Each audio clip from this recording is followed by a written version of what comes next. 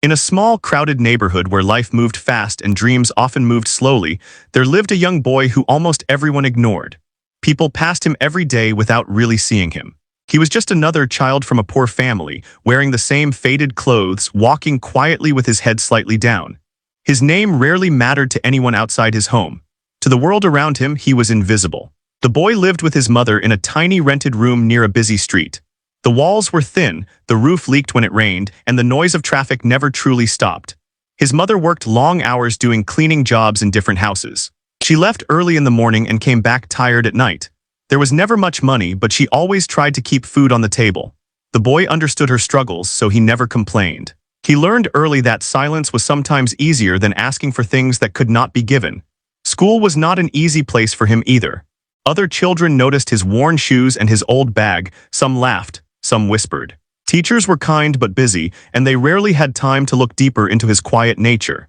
He sat at the back of the class, listening carefully, speaking only when asked. He was not bad at studies, but he was not noticed for them either. He blended into the background like a shadow. After school, while other children played or went to tutoring classes, the boy often walked to a nearby community center. It was an old building that most people ignored, just like him. Inside, there was a large hall that was usually empty. The paint on the walls was peeling and the lights flickered. In one corner of the hall stood an old piano. Some keys were scratched, a few made strange sounds, and it had not been tuned properly in years. Most people walked past it without a second thought, but to the boy that piano was special. The first time he touched it, he was nervous. He pressed a key softly and the sound filled the empty hall. It was not perfect, but it felt alive. Something inside him changed at that moment. For the first time in his life, he felt heard even though no one else was there. The piano did not judge his clothes or his background. It only responded to his touch. From that day on, the boy started visiting the community center whenever he could. He went there after school, sometimes skipping playtime just to sit near the piano. At first, he only pressed random keys, trying to understand the sounds. Slowly, he began creating simple tunes. He listened carefully, learning how each note felt. He did not know the names of the notes or any rules. He only knew how the music made him feel. Music became his safe place. When life felt heavy, he played. When he felt lonely, he played. The piano became a friend that listened without interrupting. Sometimes, the caretaker of the community center would watch him from a distance. He never said much, just nodded quietly, letting the boy continue. Even then, the boy remained unnoticed by most people. At home, he never spoke about the piano. There was no reason to.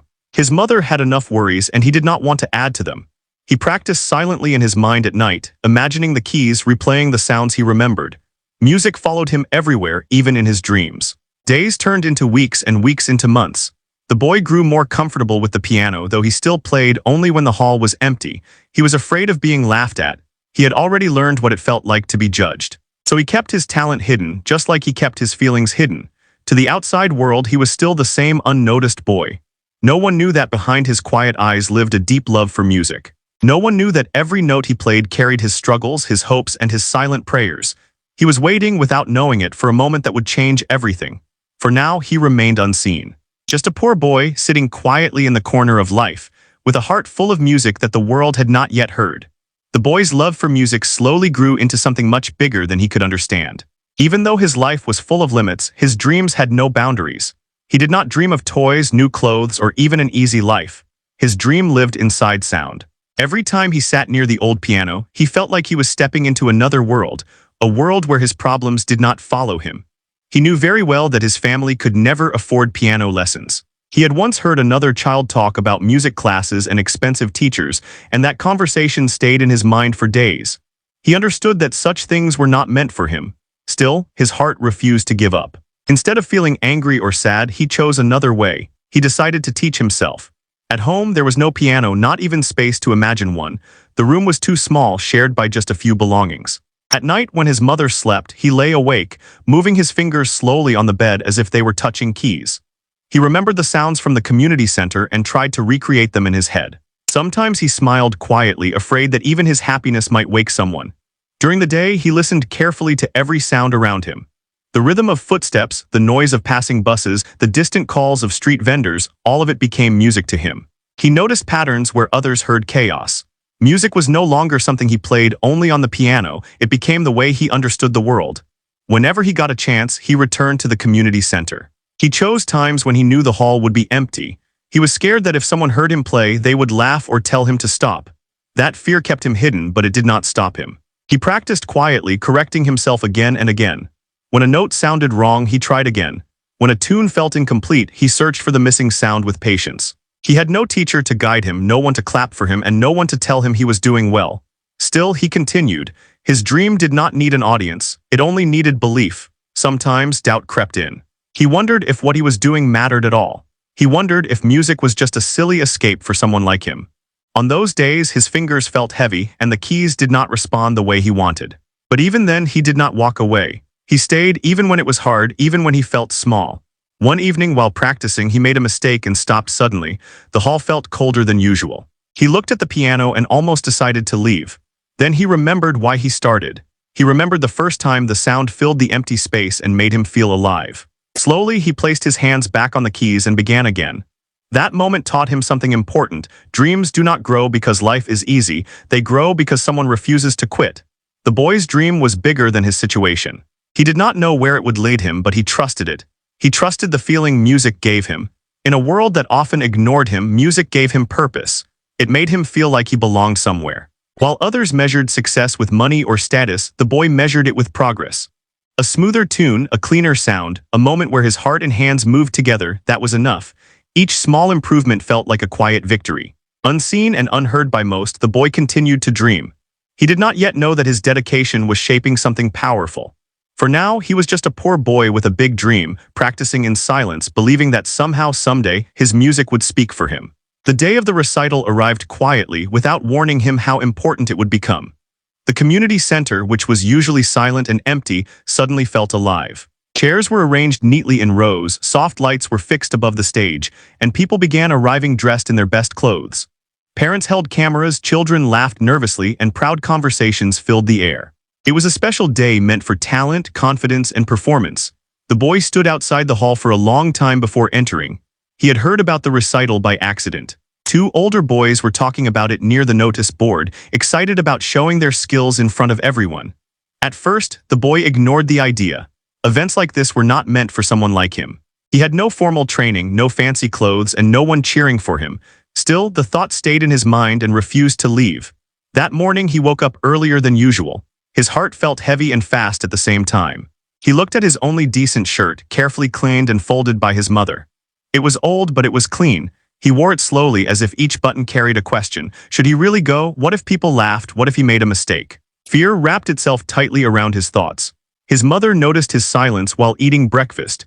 She asked if something was wrong, but he shook his head. He did not want to explain something he himself did not fully understand. With a quiet goodbye, he stepped outside, carrying nothing but doubt and hope together. When he reached the community center, the place felt different. People filled the hall, voices echoed, and the piano stood on the stage under bright lights. The same piano he had played alone now looked larger, almost intimidating. His legs felt weak. For a moment he turned around, ready to leave. But then he remembered all the quiet hours he had spent there, the empty nights, the music that had kept him alive inside. Slowly he walked toward the registration desk. A woman asked for his name. Her tone was polite but distracted. When he spoke softly, she looked up at him with slight surprise. She glanced at his clothes, then back at the paper. Without saying much, she wrote his name at the bottom of the list. That small action felt huge to him. His name was now part of something real. As he waited, he sat in the far corner of the hall. Other children practiced openly, their parents giving advice, fixing hair, adjusting posture. Some played confidently, showing off fast fingers and strong technique. The boy listened quietly. He did not compare himself to them. Instead, he closed his eyes and replayed his own music in his head, the way he always did when he needed courage. Still, the fear did not leave him. He wondered if he belonged there at all. He wondered if the piano would sound different under so many eyes. He wondered if his hands would shake. Every second felt longer than the last. Then his name was called. For a moment, he did not move.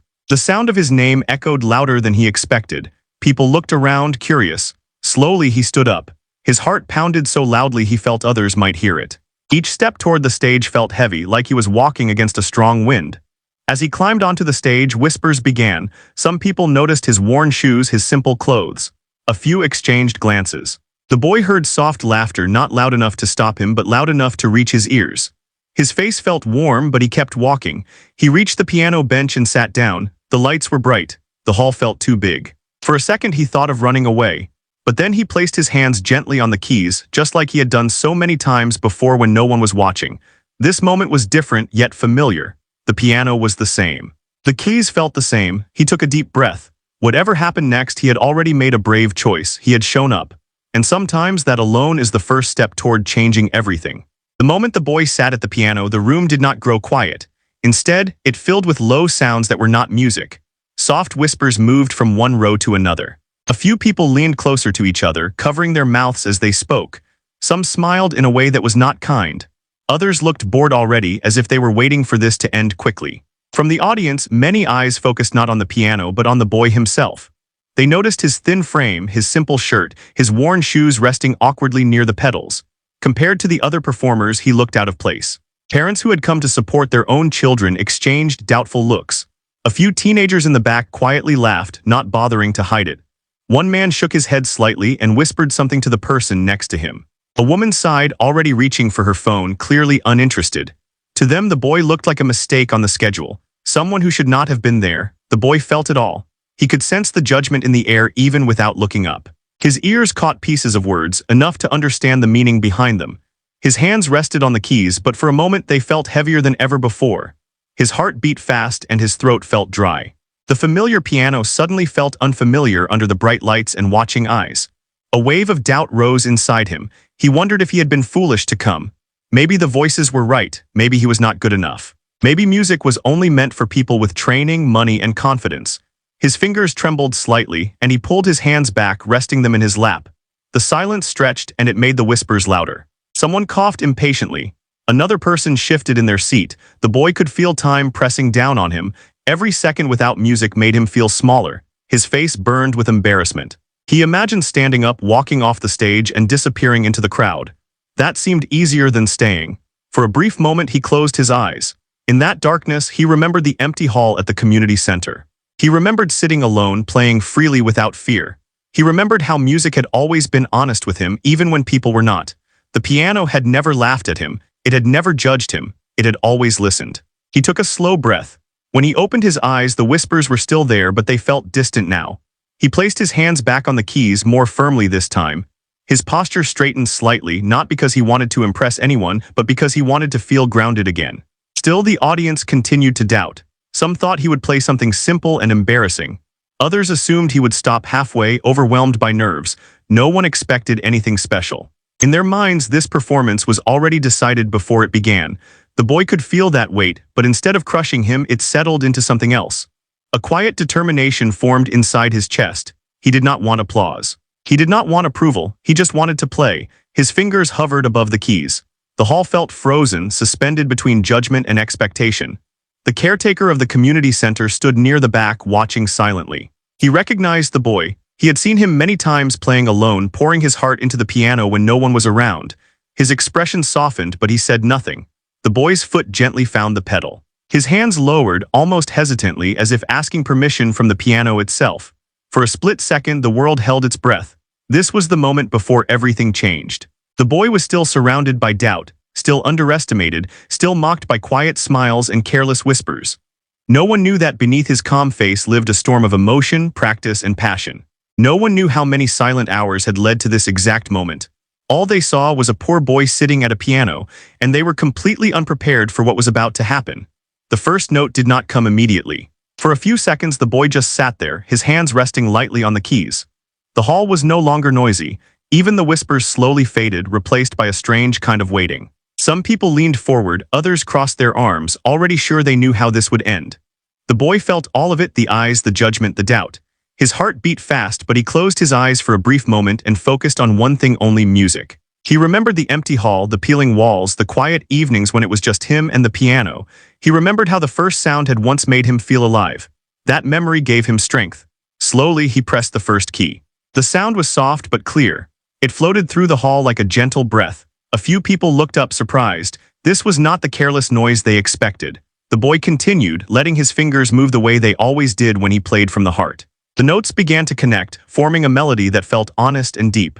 As the music grew, something changed in the room. Faces that once held smiles of doubt now showed curiosity. The boy's hands moved with confidence, not because he had been trained, but because he believed in what he was playing. Every note carried a piece of his life, his struggles, his loneliness, his hope. The piano, old and imperfect, sounded beautiful under his touch. Some keys were slightly out of tune, but instead of ruining the music, they made it more real. The boy adjusted naturally, as if he had always known how to work with flaws. He did not fight the piano, he listened to it. People stopped shifting in their seats. No one whispered anymore. Even the children who had laughed earlier now sat still. The melody became stronger, deeper, filled with emotion. It was not fast or flashy. It was slow, meaningful, and honest. It told a story without words. The boy forgot where he was. He forgot the lights, the audience, the fear. For him, there was only the piano.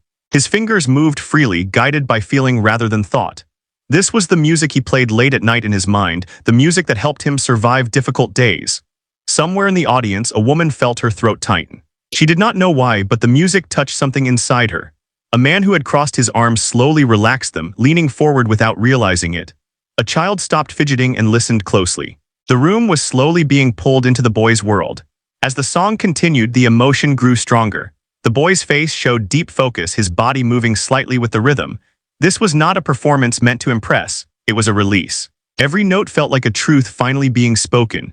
Then came the most powerful part of the song. The melody rose, full of hope and quiet strength.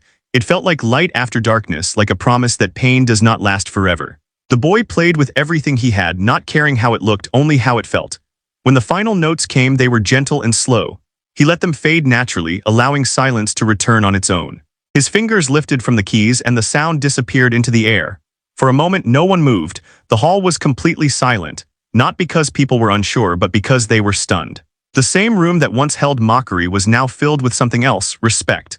The boy opened his eyes slowly, unaware of the impact he had made. To him, he had only played the way he always did. He sat still waiting, unsure if he had done something wrong. The silence felt heavy but not scary, it felt meaningful. That first song had done something powerful. It had spoken for him in a way words never could. It had quieted every doubt, every whisper, every judgment. Without realizing it, the boy had just changed everything with a single song. The moment the boy played the final note, something strange happened. The sound slowly faded into the air, but no one moved, no one clapped, no one spoke. The hall, which had been full of whispers and quiet laughter before, was now completely silent. It was the kind of silence that felt heavy, deep, and powerful. The boy kept his hands resting on the keys for a few seconds. He was not sure what this silence meant. In his heart, a small fear began to grow. He thought maybe he had done something wrong. Maybe people did not like it. Maybe they were shocked for the wrong reason. His fingers felt cold and his chest felt tight. He slowly lifted his hands from the piano and looked down. He did not dare to look at the audience yet. His mind went back to all the moments he had played alone in the empty hall. Back then, silence after music felt peaceful. But now this silence felt different. It felt like the whole room was holding its breath. In the audience, people were frozen. Faces that once showed doubt were now filled with confusion and disbelief. Some leaned forward in their seats as if they needed to be closer to understand what they had just heard. Others sat back, eyes wide, trying to process how a poor, quiet boy had created such deep emotion with a simple piano. A man in the front row slowly removed his glasses and wiped them. He did not even realize he was doing it. A woman covered her mouth, her eyes shining. A few parents looked at each other, silently asking the same question. Did you feel that too? The children who had performed before him sat quietly now. There were no smiles, no jokes. For the first time, they were not thinking about competition. They were thinking about feeling. They had practiced techniques and speed, but what they had just heard was something else. It came from a place they could not easily explain. The boy finally looked up. What he saw surprised him. No one was laughing, no one was whispering. The mockery that had filled the air earlier was gone. In its place was respect, shock, and something close to awe. The same people who had judged him before he played were now seeing him differently. A few seconds passed, but it felt much longer. Then slowly one person began to clap. The sound was soft at first, almost unsure. Then another person joined, and another. Within moments the hall filled with applause, not polite clapping, not forced clapping, but strong. Light clapping, not forced clapping, but strong. Honest applause. Some people stood up without thinking, others followed. The sound grew louder and louder, washing over the boy like a wave. The boy stood up from the piano bench, confused and overwhelmed. He did not know where to look or what to do. His face turned red, and his eyes filled with tears he tried hard to hold back. He bowed slightly, not because he had been taught to, but because it felt like the right thing to do. The applause did not stop. For the first time in his life, he felt seen. All the years of being unnoticed, all the quiet walks, all the hidden practice, all the times he doubted himself, everything rushed through his mind at once. His legs felt weak, but his heart felt full. The silence that had followed his song had not been rejection, it had been respect, it had been shock, it had been the moment when people realized they were wrong. As he walked off the stage, a few people reached out to touch his shoulder. Someone whispered, "That was beautiful." Another said, "Where did you learn to play like that?" The boy did not know how to answer, he only nodded softly. Back in his seat, his hands were still shaking. He looked at them, the same hands that had cleaned floors, carried old bags, and pressed piano keys in empty halls. Those hands had just changed how people saw him. The hall slowly returned to noise, but it was different now. Softer, kinder. The mocking tone was gone. In its place was admiration. That moment of silence before the applause became something unforgettable. It was the moment when judgment lost its power. The moment when music spoke louder than words. The moment when one song was enough to quiet everyone and to finally let the boy be heard. The moment the boy finished playing, something strange happened in the hall. No one clapped. No one spoke. No one even moved. The final note slowly faded into the air, and then there was nothing but silence. It was not an awkward silence or a confused one.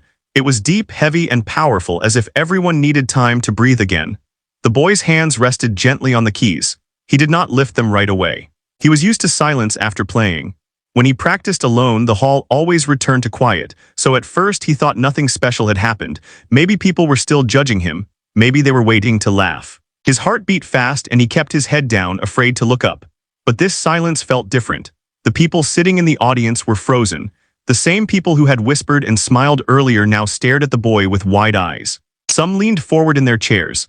Others sat back, trying to understand what they had just heard. A few parents slowly lowered their phones, realizing they had stopped recording without even noticing. One man in the front row quietly swallowed and rubbed his eyes. A woman covered her mouth with her hand, as if afraid to make a sound. Children who had been restless moments ago now sat completely still. The music had done something unexpected. It had reached places words could not. The boy finally lifted his hands from the piano and stood up slowly. Still no applause came. His chest tightened. For a brief second, doubt returned. He wondered if he had failed. He wondered if the silence meant disappointment. His shoulders dropped slightly as he prepared to walk away. Then someone stood up. It was the caretaker of the community center, the same man who had silently watched him practice many evenings. He did not say anything. He simply stood and began to clap. The sound echoed loudly in the quiet hall. One clap became many. Applause spread like a wave, growing stronger and louder with every second. People rose to their feet. The hall filled with clapping, cheers, and emotion. Some applauded with smiles, some clapped through tears. The boy stood there shocked. He did not know where to look. His ears rang, his eyes felt warm, and his heart felt like it might burst. He had never experienced anything like this before. The same people who had mocked him earlier now looked at him with respect. There were no whispers anymore, no laughter, only admiration. In that moment, the boy was no longer invisible. He was seen, truly seen, for the first time in his life. The applause continued, but the boy barely heard it. His mind went back to all the quiet hours he had spent alone with the piano, the empty hall, the flickering lights. The fear of being laughed at. Every lonely practice session suddenly felt worth it. He bowed slightly, not because he had learned how, but because it felt right. His hands shook as he walked off the stage. When he returned to his seat, people around him smiled warmly, some nodded at him, a few whispered words of praise. He did not respond, he could not. His throat felt tight with emotion. For the audience, the silence before the applause became unforgettable. It was the moment they realized they had been wrong. Wrong to judge, wrong to doubt, wrong to decide someone's worth before hearing their story. And for the boy, that silence became the loudest moment of his life. It was the sound of his struggle being understood, the sound of his pain turning into beauty, the sound of a world finally listening. That day, one song did not just quiet everyone in the room, it changed how they saw him forever. After that day, life did not return to the way it was before. The boy walked home quietly, just like he always did, but something inside him had changed forever. The same streets, the same noise, and the same small room waited for him, yet the world felt different. For the first time, he felt seen. That evening, when he entered the room, his mother looked at him and immediately sensed something unusual. There was a calm confidence on his face, mixed with disbelief. When she asked how his day had been, he hesitated. He had never shared his inner world with anyone, but now the words slowly came out. He told her about the recital, the piano, the silence, and the applause. His voice shook, not from fear, but from emotion. His mother listened without interrupting. Tears filled her eyes as she realized what her son had been carrying quietly for so long. She hugged him tightly, stronger than she ever had before. She did not understand music, but she understood courage, and she understood what it meant for a child like him to stand alone and be heard. In the days that followed, people at the community center spoke about his performance.